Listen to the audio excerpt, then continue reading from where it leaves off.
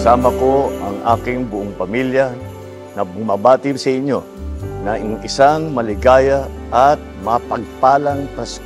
Tuwing sumasapit ang Kapaskuhan, lubos na kasiyahan ang umiiral sa buong sambayanan. Sa bawat sulok at daan, matamis ang mga ngiti na sumasalubong sa bawat isa. At ang ating mga puso ay napupuno ng saya at pag-asa.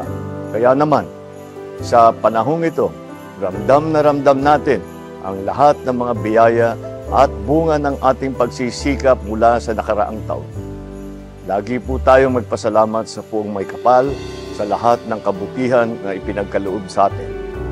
Buksan po natin ang ating mga puso at ang mga tahanan upang maipadama natin ang pagmamahal at saya sa ating mga kababayan, lalong-lalo na sa lubos na nangangailangan. Naway isabuhay din natin ang tunay ng diwa ng Pasko sa pamamagitan ng pag-unawa, pagkalinga at pagtulong sa kapwa. Sa pamamagitan nito, tayo ay nagsisilbing parol ng siyang nagbibigay ng sigla, kulay at liwanag sa buhay ng bawat isa tungo sa mas maunlad na bagong Pilipinas.